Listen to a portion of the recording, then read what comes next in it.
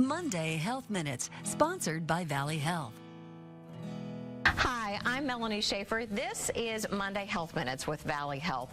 Sexually transmitted diseases are very common, and they can cause a lot of health problems. So we are talking with family nurse practitioner Rebecca Conaway about the signs, the symptoms, and what help there is available today. Thanks so much for being here. Thank you. Let's talk about the signs first. A lot of people may not know this is a problem.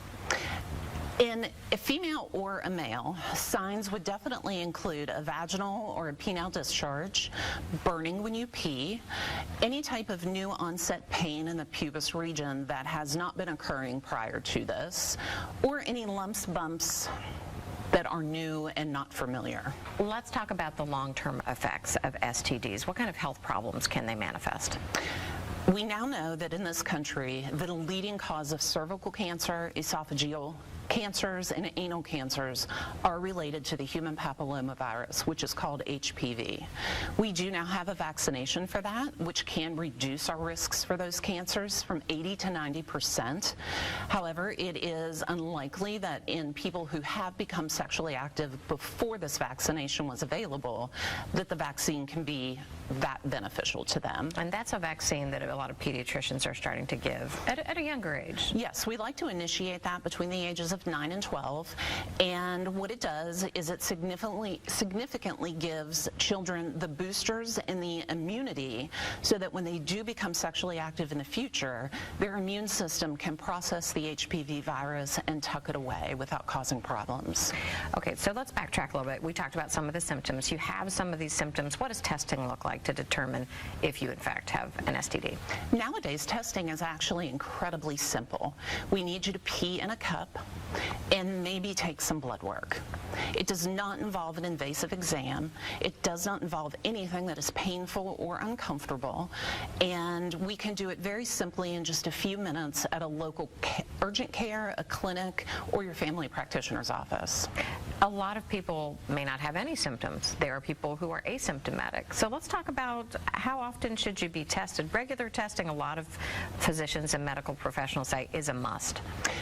I believe that anybody who is sexually active with anybody who is sexually active is potentially at risk.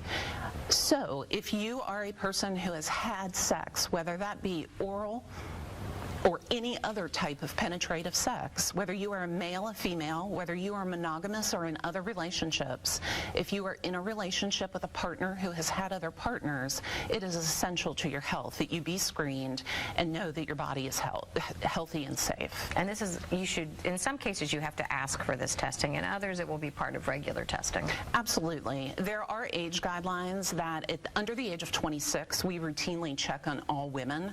However, testing is available. It is easy to come by at any age. So anybody who has a new partner or a potentially new exposure is very eligible for testing. And let's talk briefly about some changes that you've seen sort of in the trends. We were discussing, you said syphilis is back on the rise again. Since 2017, the cases of syphilis in this country have risen by 70%. And that is very concerning because it can cause so many problems. It can. Long-term problems can be actually neurological problems. It can cause long-term infertility issues. And we see it most prevalent in populations of immunosuppressed patients, such as our HIV population, and people undergoing chemotherapy and on immunosuppressant drugs. But so you can't get better if you don't know. So what would be your final thoughts on testing and treatment? My final thought is understanding that there is no shame in any type of sexually transmitted infection. The only common variable is sex, and that is a natural, normal process in life. So if shame is keeping you from being screened and tested, please understand there is no judgment in the medical field with these issues. We want you healthy, we want your reproductive system safe, and we want you to take care of yourself. Some great final thoughts about not being afraid, no shame, and getting the help that you need. Rebecca, thank you so much for being here. Thank you for having me today. Thanks for checking in on Monday Health Minutes.